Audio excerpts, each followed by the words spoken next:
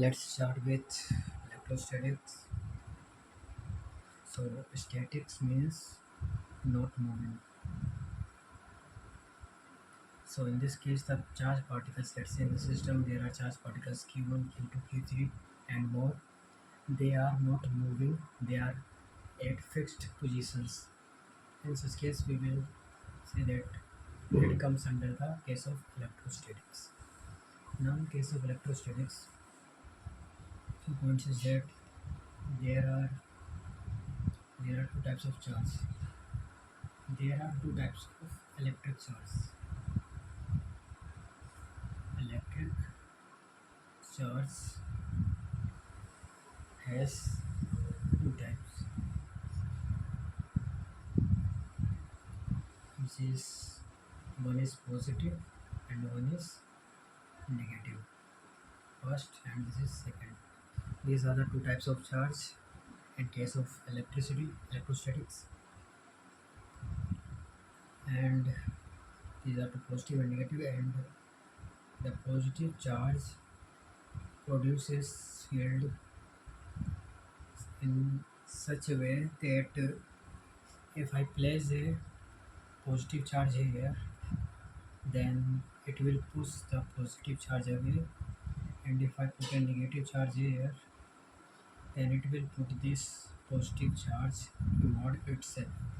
So the field due to positive and negative are in opposite directions. So the difference between them is, in case of positive and in case of negative, field is outward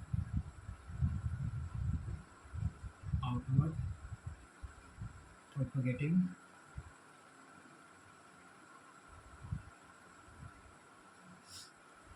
from charge to infinity. Means if there is a positive charge here, then it will release electric fields in the space which produce from this charge here, and they go to the infinity.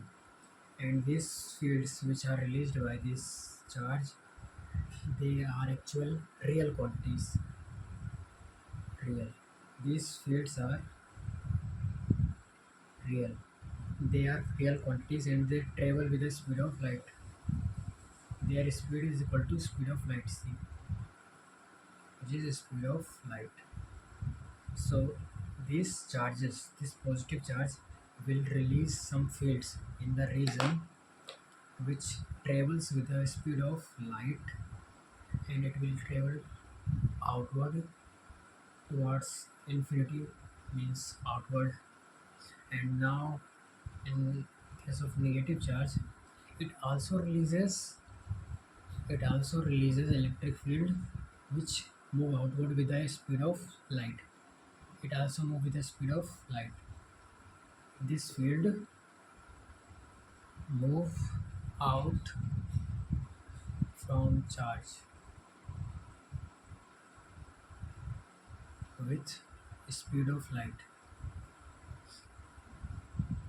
So you can see in NCRT that they have called this field as real quantities. They have real significance, and this field move outward with the speed of light too. But the field of the positive charge and the negative charge are of different kinds. In case of positive charge, the if I place a positive charge here, if I place a positive charge Q here, it will push this charge away, while this, in case of negative charge, pull it will pull the charge Q towards itself. So to represent the direction of fields, we draw some arrows in the field lines, and the field lines and these field lines, here we see these. In case of positive charge, field line point outward. In some places we write that field are originating from the charge, positive charge, and going outward, but that is just for mathematical stuff, just for this field line stuff. In reality, these field lines, which are real quantity, are traveling with the speed of light, and by they will be released from this charge and travel everywhere outward. But for this sign type of things, we also say that field line point outward, and we say that field is originating from this. These field line are originating from this. These two are different things we say. So we will just ignore this stuff. We will just remember that this field line in reality come out from the charge and travel to the infinite distance outward. And here these field lines, since we have taken them to be pointing outward, that is the direction of force on the positive charge, is also the direction of electric field, and this is where the field line points. So these field lines point outward from the charge, and in case of negative charge, the force is inward, so the electric field is inward. So the field line we will draw will be inward, and we will say that the field lines are coming from infinity. They are coming from infinity, and they are sinking into the negative charge. So in general, we say that if there is a positive charge, there is field line released from the positive charge, and negative charge is a sink. It becomes a sink, and it becomes a originating source. But in but if you understand what is actually going on, is that this positive charge is also releasing field, this negative charge is also releasing field, but the type of electric field they produce are different. This produce field in such a way that the force on positive charge is toward it produces field in such a way that the force on the charge positive charge is inward. So it produces force such that it points away. So this has electric field in the opposite direction as compared to this. It has in outward direction and it has in inward direction. But in both cases, the electric field is moving outward. So electric field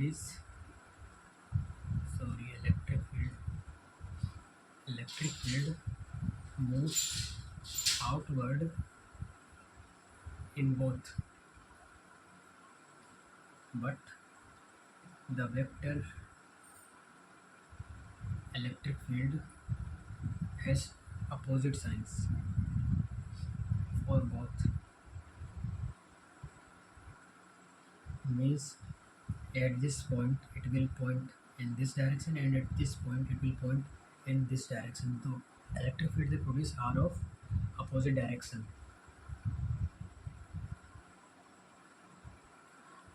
So this is what electric field concept is. Now moving ahead,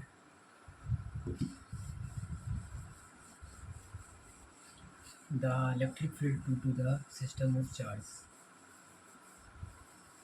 We take superposition in such case. Electric field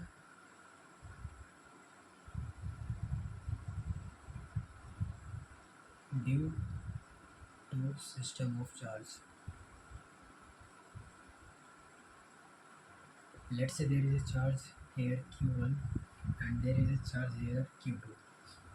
It produces some electric field electric field is given by, let's say we want to find the electric field due to a charge at 1, and there is a charge Q1 here at position 1, and there is a point 2. I want to find the electric field at the point 2 due to this Q1 charge. So I will write the position vector of 2 with respect to 1, electric field vector in the direction of 2 from 1. 2 from 1, that is equal to due to the charge Q here. that would be equal to k q upon r21 square into r21 r21 cube. This is how we will write electric field. Now in case of system of charge, we take superposition. We take superposition of electric field. We can take superposition of electric field to give the net electric field. So this produces some electric field E2 here, this produces some electric field E1 here. So the electric field at this point, let's say P, EP net is equal to E2 vector plus E1 vector. So this will be somewhere, let's say this is positive. Okay, let's say both are positive charge. So both are pointing away. Now this will give a resultant like this. So this graph, the graph we will draw with something look like this. The field lines will look like this, and this means what I'm saying is that when there is a system charge, let's say q1 and q2, let's say both are positive charges, let's say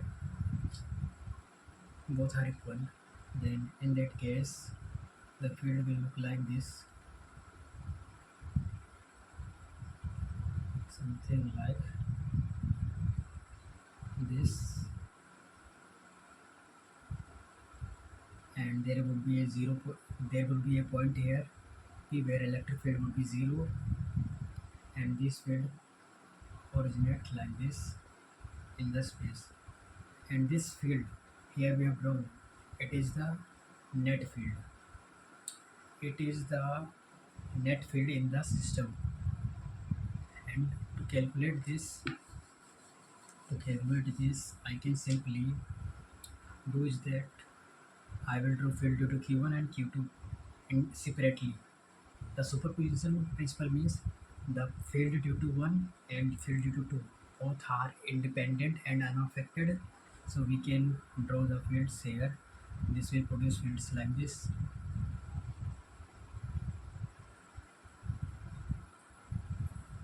and this will also produce fields like this.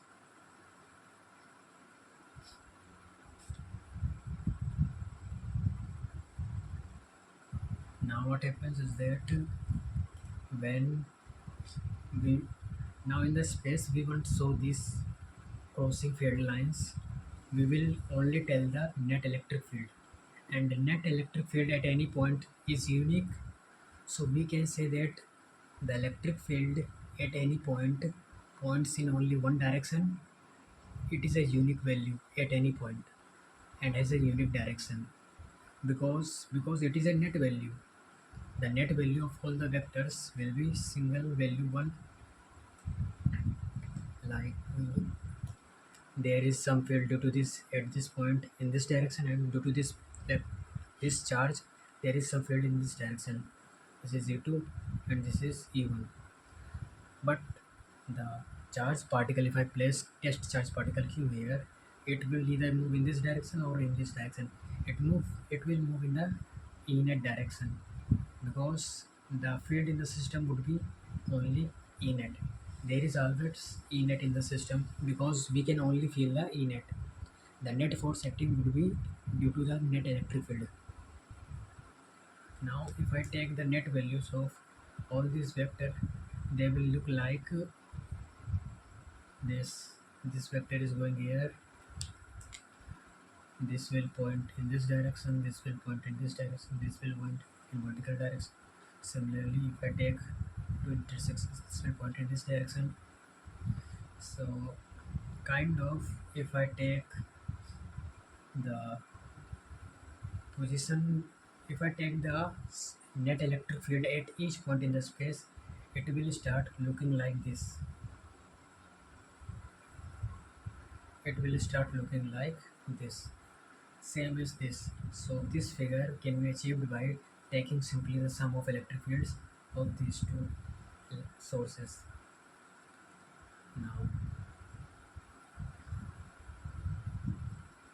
now if I let's take another example of unequal charge. For example, now let's leave it move ahead. This was electric field in the system, and we say that at any point there is a unique electric field, and it has unique direction. Now we talked about charge. There we have a positive charge, repel, sorry, like charge, repel, unlike charge, attract. That is positive and negative charge will attract, but negative will repel each other, and positive will repel each other. So this is it. And the formula of force due to an electric field is simply formula of force due to an electric field on a charge q is q into electric field. That is the force on, that is the electric force on q charge due to the electric field at its position. So if there is a charge here q1, there is a charge here q2, so there would be a vector r21 in this direction, and the field due to q2 charge, q1 charges E is equal to E due to q1 is equal to k q1 over r21 square into r21 cube, and the force on q2 is equal to the field due to the q1 multiplied by the charge, which is k q1 cube divided by r21 square r21 cube. Now if the charge is, if this charge is positive and this charge is positive, this will be positive and the force will act in this direction, and if this charge becomes negative, this value will become negative, so the vector will become in opposite direction, force will act in this direction. And if both are negative, this will be negative, this will be negative, both give positive value, so the force will again will be in this direction. And if this is negative and this is positive, the r21 vector will get reversed in the opposite direction, so the force on this particle will be in this direction. So this is how we will calculate forces. And now moving ahead, we can take superposition, which is an important thing for electric field or force due to electric field. We can take the superposition for these. And now moving ahead,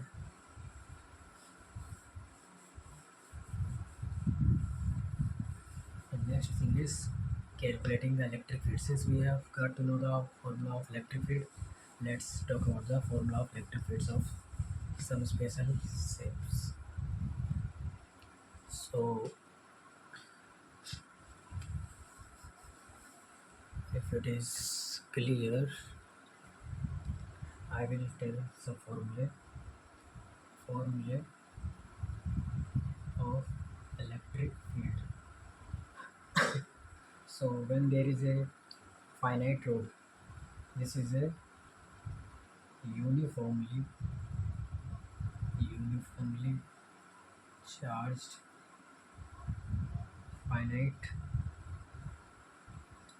rod. If there is a uniformly charged finite rod of lambda charge density,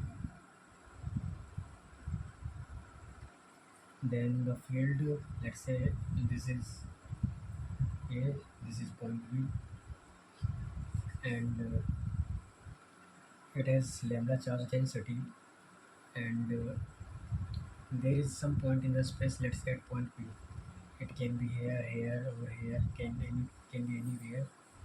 What we will have to do is that we will take the perpendicular distance of this P point from this line, which is, let's say, R, and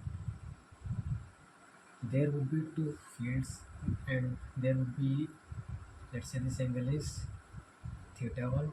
From this line we will from this line we will take that angle theta 1 is how much we have to tilt to join, means the line joining AP and this, let's say, this point of intersection of the perpendicular is, let's say, C. So the angle between CPA, let's say this is theta 1, and with this angle will be taken from this axis toward this AP line. From this CP line to this AP line, this is theta. And similarly in this case, the angle CPB, this would be called theta 2, and the length, this perpendicular length is R. There will be two fields here. One we will call as, one field will be, let's say, the net electric field can be represented by E perpendicular here. This we call it E perpendicular because it is perpendicular to the line of charge. So we will call it E perpendicular, and there would be some parallel, E parallel, because this field is parallel to the line of charge. We will call it E parallel, and the sum of these two vectors will give the E net value here, E net. Now the electric field E perpendicular is equal to K lambda. Here K is equal to 9 into 10 to the power 9 K lambda over R into sine theta 1 plus sine theta 2, and in this case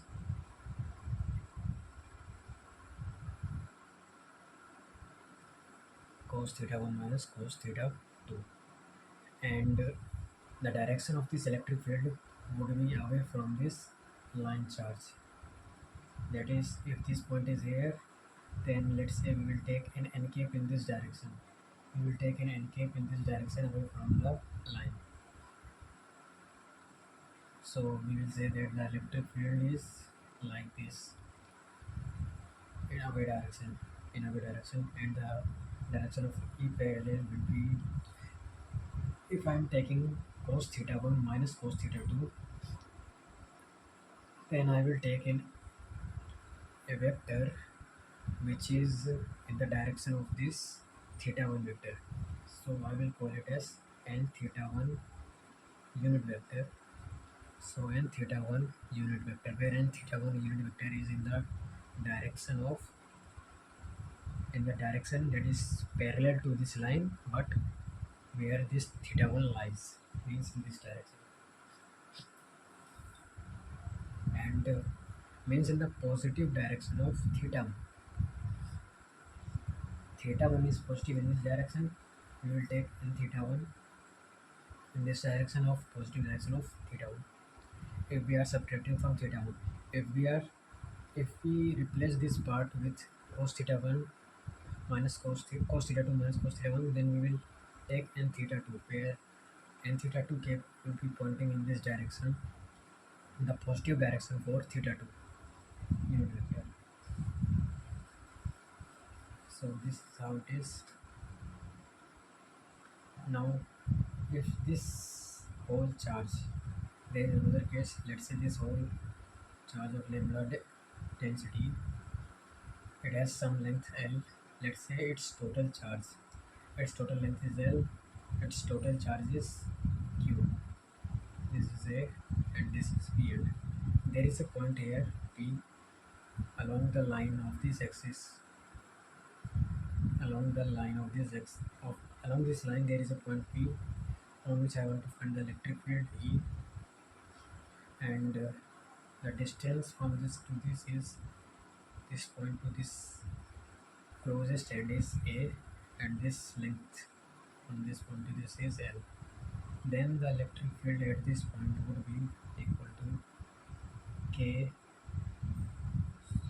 K Q upon L plus A times A. So this is what we need to memorize here. Now the next formula is this for the uniformly charged finite load, and if this become infinite load, then we will see that this becomes 90-degree angle and this becomes 90-degree angle. So sin 90 degree, sin 90 degree will come 2. This will be replaced by 2. So in case of infinite load, we will get the formula 2k lambda by r for this E perpendicular and E parallel, and E parallel would become 0 because 90 degree cos 90 cos 90 will become 0.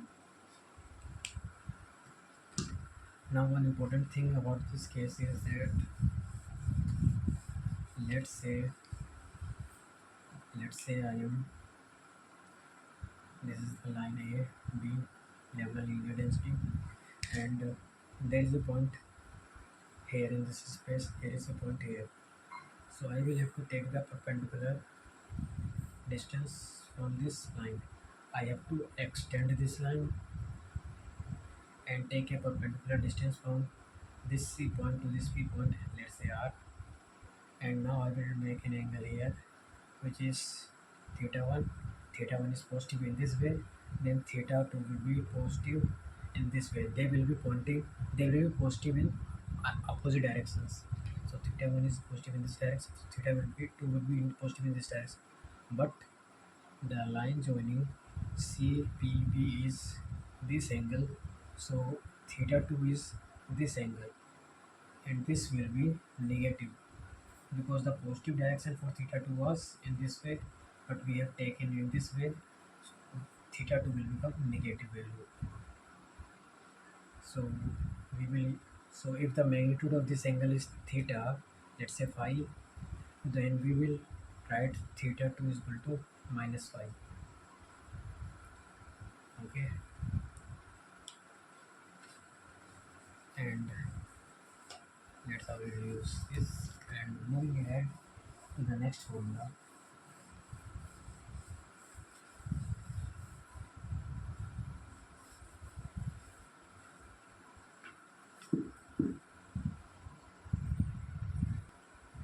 now moving ahead, the next formula is due to arc. There is an arc of uniformly charged with lambda charge density linear, that is a linear charge density. You all know. Now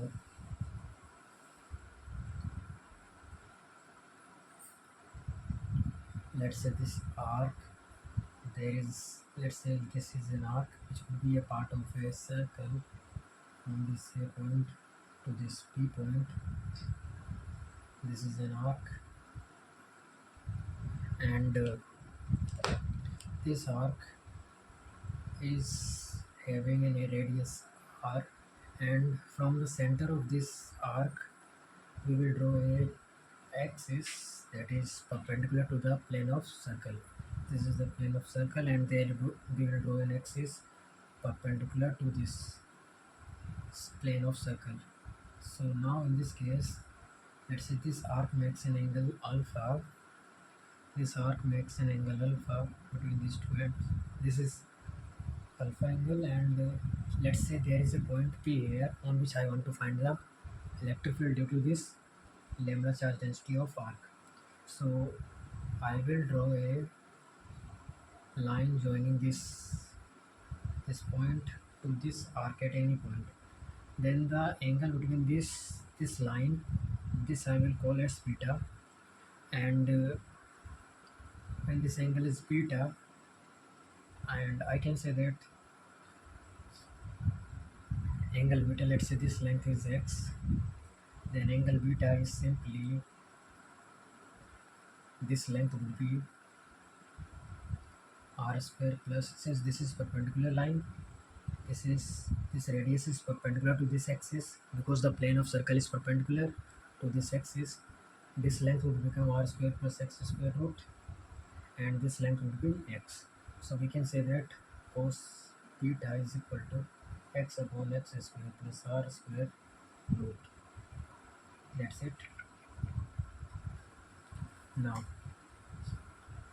the formula for the net electric field in this position can be represented by the two electric fields. One is E perpendicular, which is in this direction, and one is E parallel. E parallel and E perpendicular. Now what happens is that what happens here now is E perpendicular. The plane of this arc is this, so that we will call the field along this line as E perpendicular, and the field along the field parallel to the plane of this arc, we will call this as E parallel. Now the direction we can understand by the sign of the charge. If this is positive, then this electric field will be in this direction, and if this is positive, this will be in this direction by some common sense. Now next thing is the electric field due to this E perpendicular here in this direction will be k lambda upon r, that is the radius of this arc, and to alpha, that is the angle here, and to sine square beta cos beta. That is the formula for E perpendicular, and the formula for E parallel, which is downward at this point P, is k lambda over r into 2 sine alpha by 2 multiplied by sine cube beta. So the alpha term comes in perpendicular as simply the angle of this, and in this case of parallel it comes like this, and the beta terms here contributes like this. So if we bring the particle very close to this center, then sine square beta will become beta square, and if I take it very close, if I take it exactly at this, sorry, if the angle is very small, let's say this particle is very far, then cos beta will become 1, and sine square beta will become beta square, and in this case it will become beta cube. And if I take the particle very close to the center, see, then this value will become 1, and this will be cos beta. We have to write it simply by the position, which is x upon r square plus x square root.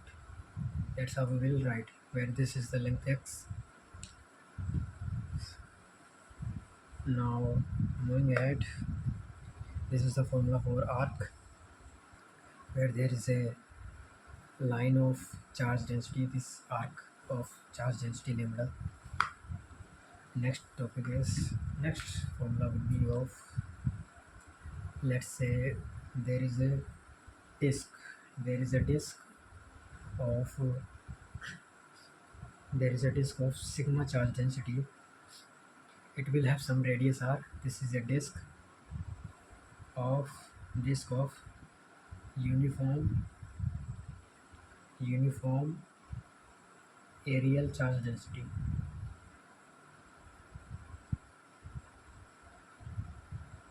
So if there is a thin disk, this is a thin disk.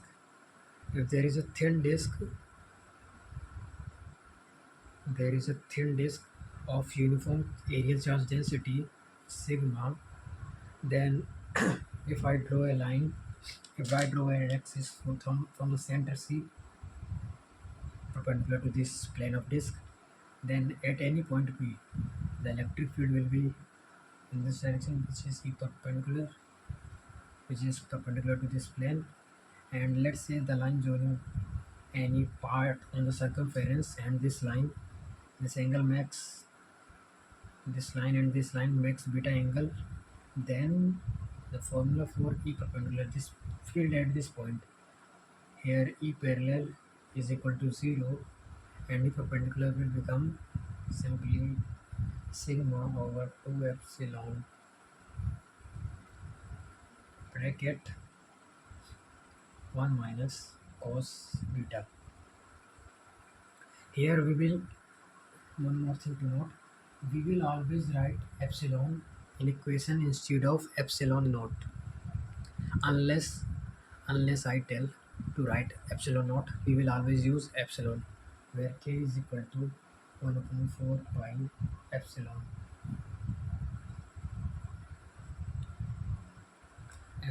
naught.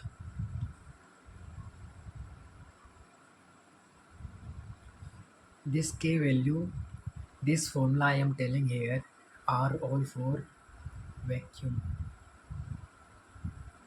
If there is a medium, if medium given,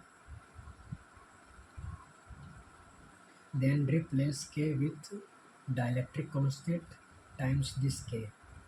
This will be replaced by the dielectric constant times this k value if medium is given. So this was the formula. Important thing is this, and this formula. Now there is one important part of this electric field case, that is the graph of E perpendicular. The graph of E perpendicular with distance, this, let's say this position distance of point P from center is x, then graph of E perpendicular with respect to this x is like this. First, as you go far from this point, the field increases from 0, it gets, it becomes very high, then it starts decreasing and decreases like this.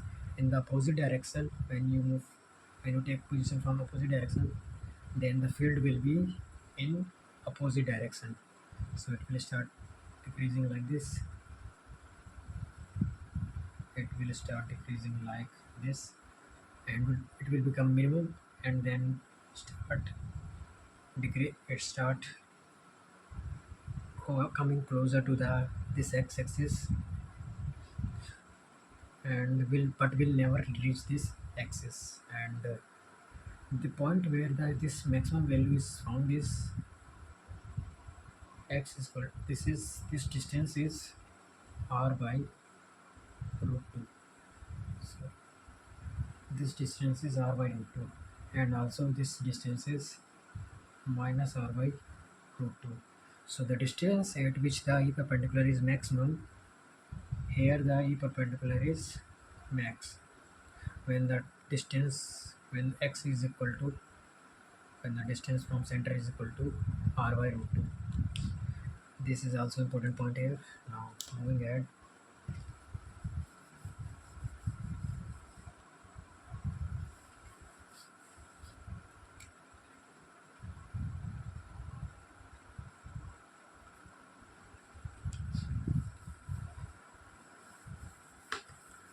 the next thing is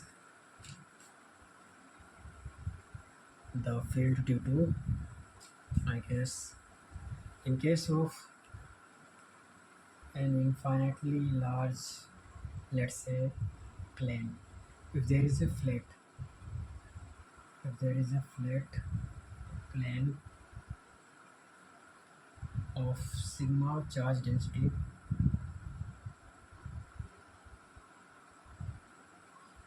if it is a thin flat plane of infinite sigma charge density of infinite size,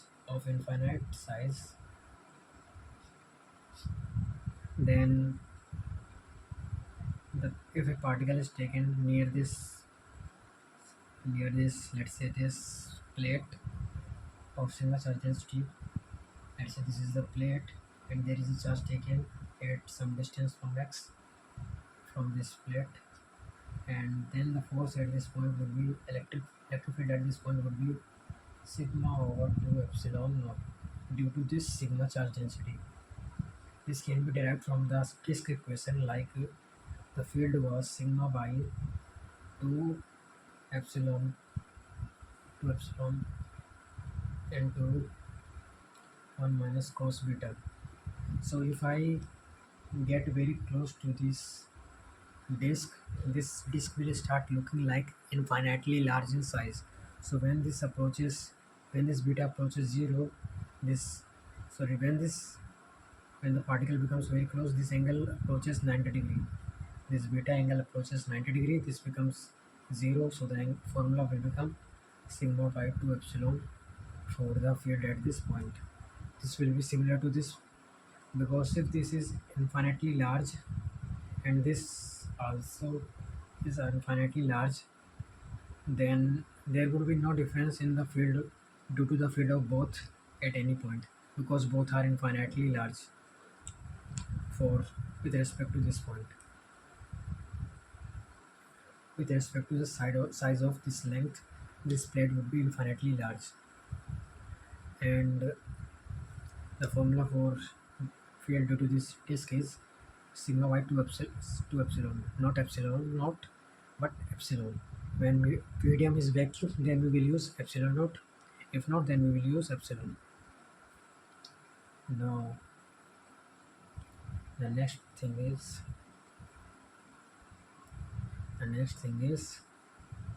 a solid sphere, of rho uniform charge density. Let's say there is a sphere of uniform charge density rho, and I want to find the electric field outside this sphere at any point P. Then this whole sphere will can be assumed to be like a point. Let's say this is whole charge Q. Then we can assume that whole system is at a point here at this center C.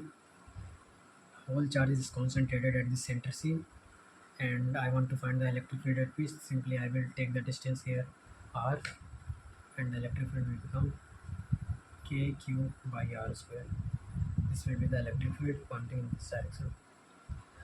Means if I am taking a point outside this sphere of uniform charge density, then I can treat this whole system as point charge at center. This was solid. This was solid charge density, and if it is hollow, then again we can use simply, let's say this is sigma charge density and it has charge Q. Then again we can use this formula. We can assume that whole charge is concentrated at the center point, and we can find the field at this point P, which is outside, like this. Now for the field value, let's say this is a solid sphere and I want to find there is a point P inside this solid, and I want to find the electric field in such case inside the solid. Means R is less than R. In such case R is less than or equal to R. Then in such case the field at R, let's say this is central, and the field is from center C to this P is R vector. Then the electric field at P vector would be equal to, due to this system, would be equal to rho, which is charge density, into R vector divided by 3 epsilon. And in case of hollow sphere,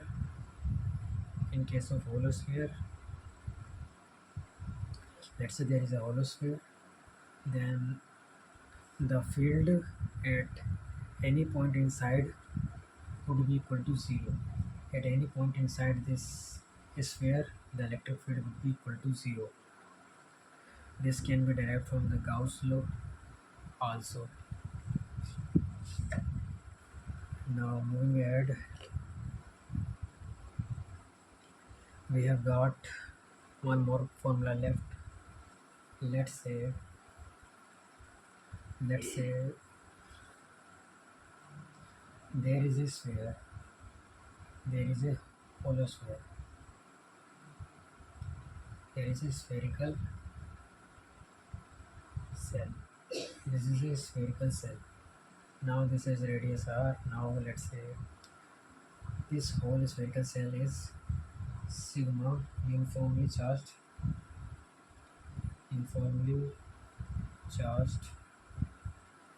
with sigma.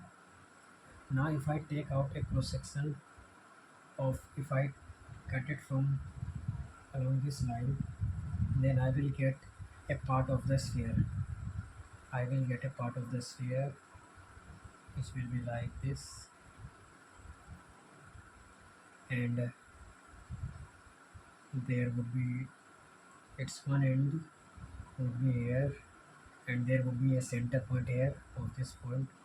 This would be radius, and this line from this point to this point, this would have some length, let's say x, and this will have, from length from this to this point, this to this point, this will have length a. Means this length is a, this length is x, this is important here, this length is a, and this radius is r, and it has sigma charge density. Then the electric field at this center point, electric field at center point is then given by, then electric field is a case of hollow spherical cell calculated some part. Then the electric field in this part is given by the formula pi k sigma, which is charge density, into sine square theta by 2. Let's say this cross section I have cut here. Let's say I have cut along this line, then the line joining these 2 points, this whole angle is theta. Then we will write this electric field here is this, due to this part of the cell, the electric field here is this, and this can also be written like, no, just this. That's it. Means there is some cell, spherical cell, it is making a theta angle here, and it has some radius r. Then this is center point, and the electric field at center point is pi k sigma sine a square theta by 2. That's it.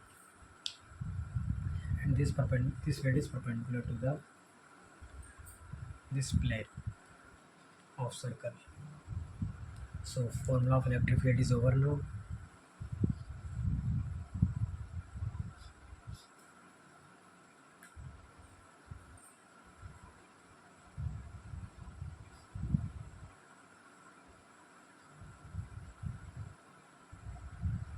Now there are some other points here about electric field. There is a concept called flux, electric flux, electric flux. So what is electric flux? Electric flux is denoted by phi, where flux means amount of something flowing through any cross section. The meaning of flux is this. Let's say there is water flowing, there is a pipe here. Let's say this is a cuboidal shape of pipe, and there is, let's say, water is flowing in this direction.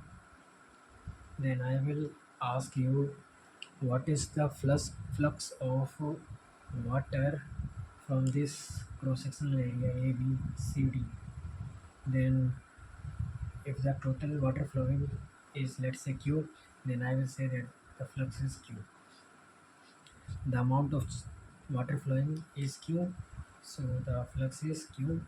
Now if I take a cross section, let's say this is E, this is F. Then let's say this is the midpoint of BC line. Then if I ask the flux passing through this area EFCD, then it will be equal to Q by T because half of flow is passing through it. Then the flux will be Q by 2 and in the previous case of this whole cross section the flux was this.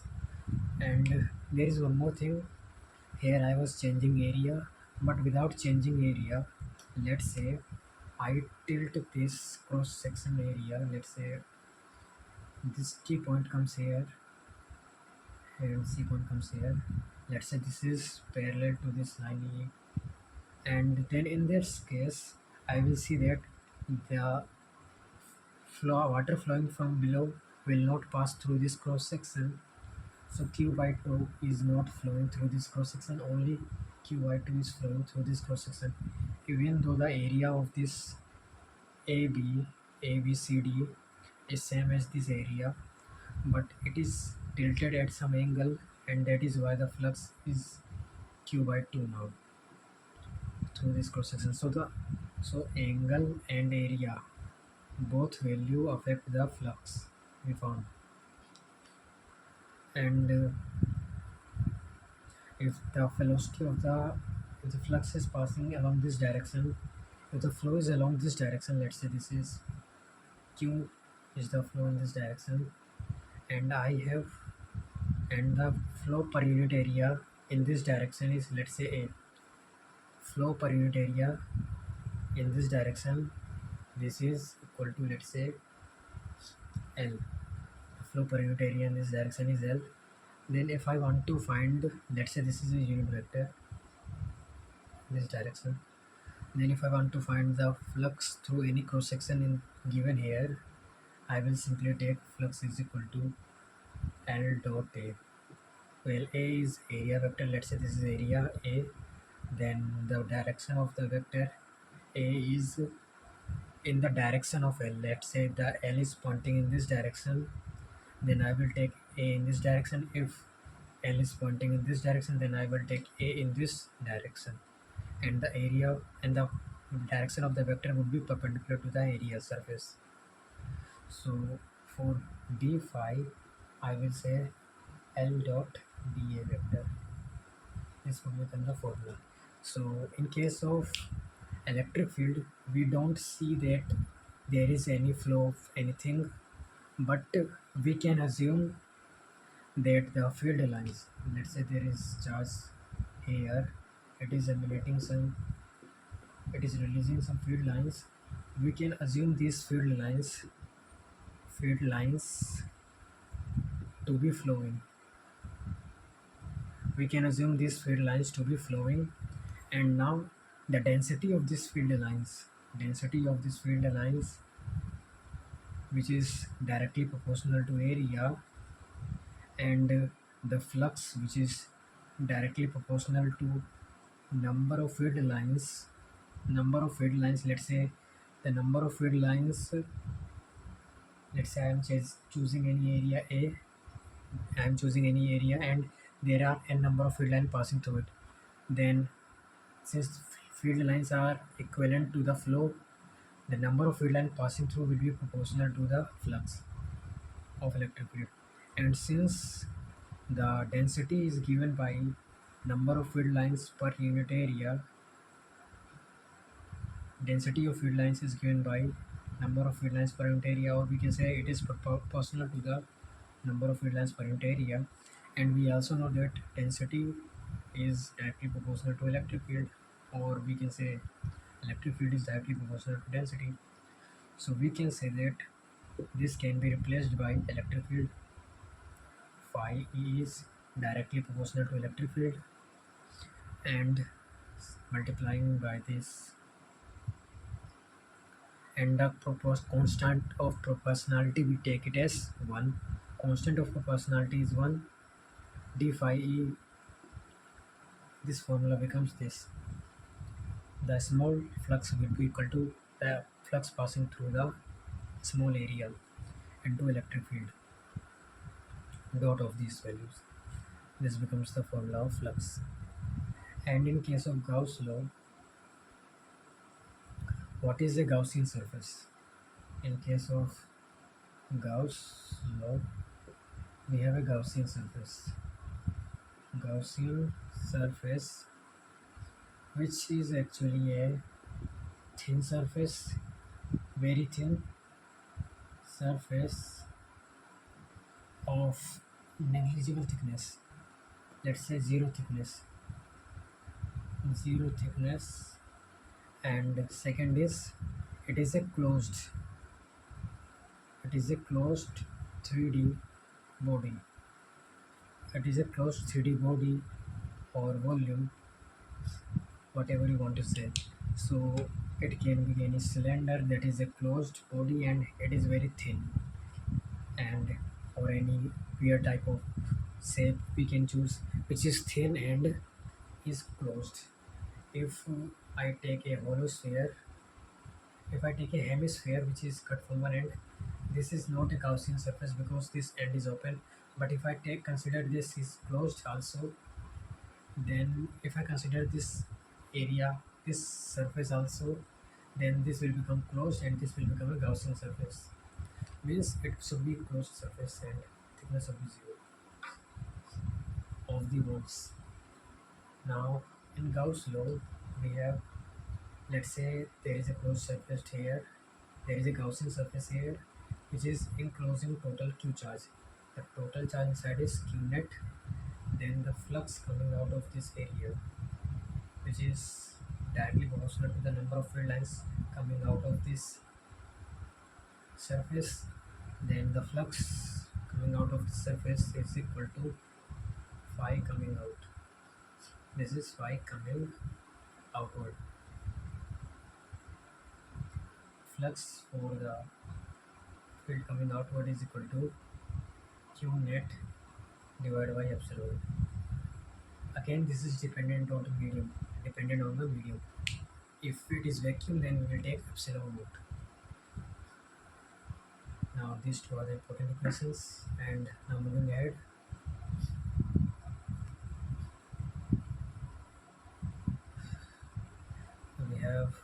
We had another equation of electric field of dipole moment. You forgot electric field due to dipole, or you can call it electric dipole. So what is an electric dipole? Electric dipole is a set of equal, is a system of equal and opposite charge. Whenever we have equal and opposite charge, we can say that it is a dipole. So there is a minus q here and there is a plus q here. Then this whole system will become a dipole. Let's say it is here located and the length between them is L.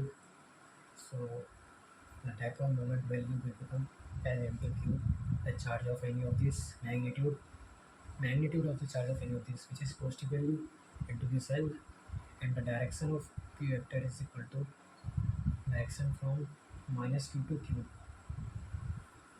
The direction from minus Q to Q, minus Q to Q direction. This vector would be the direction of this dipole moment. So we will take it as P vector is equal to LQ PK, and this L is written as 2A. Here the center is O, and the distance from center to any point charge is A. Then we can write P as 2A Q into this Pu vector. So this is the formula of dipole moment. Now next thing is electric field due to the dipole moment. Electric field when there is a dipole moment, let's say this is a dipole moment, this is some minus q charge, this is some plus q charge, this is some center here, see, and we have formula for electric fields for any point lying at perpendicular line drawn from this center C at any point, let's say here, or any point along this axis that is outside this axis or that is inside the axis. We have formula for all these fields, and the distance from center of this point will be r. This will be denoted by r, this will be denoted by r, and this length from center to Q is a. Now Now the value of electric field will be given by first case is field in equatorial plane. Field at P. Field at P first P at equatorial plane.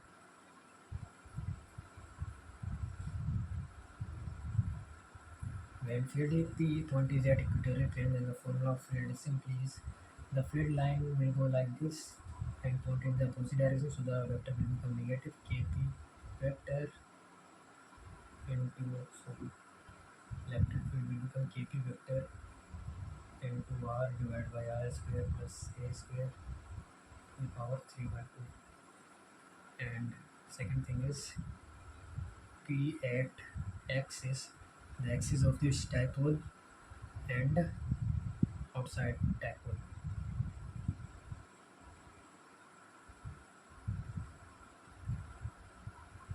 and right side of dipole means this is the dipole from this point to this point. So if there is a point outside this dipole, we can use the formula E is equal to 2k p vector divided by r square minus a square whole square. Now third is p at axis of dipole but inside dipole. In case of point T lying inside the dipole, let's say somewhere in between, then the field will never be zero, and the what is this?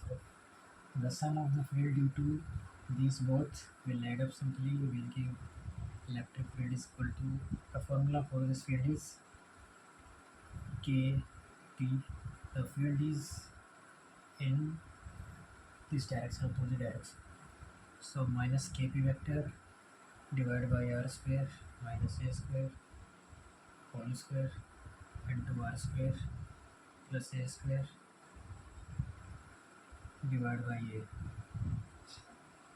So this extra part, this next part here, we will have to be careful for the field inside the dipole. Now the equation of electric field is over now. These are the field equations. Now moving ahead,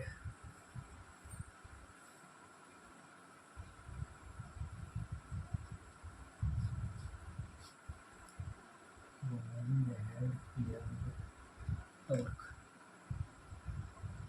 Torque on dipole. Torque on dipole. Let's say there is uniform field. Electric field. Let's say there is a electric field in this region where this dipole moment P exists. There is a dipole moment. Sorry, there is a electric dipole here of value P and has some. It is a P vector. There is a dipole here, and there is an electric field in this system about this dipole with magnitude E pointing in the same direction. Means E is when E is uniform around, if E is uniform around dipole, uniform field means the field value is constant, magnitude is constant, and the direction is also constant. Both values of field are constant means it will point parallel. All the fields will be pointing in this direction all over the region. So let's say if there is a field here like this,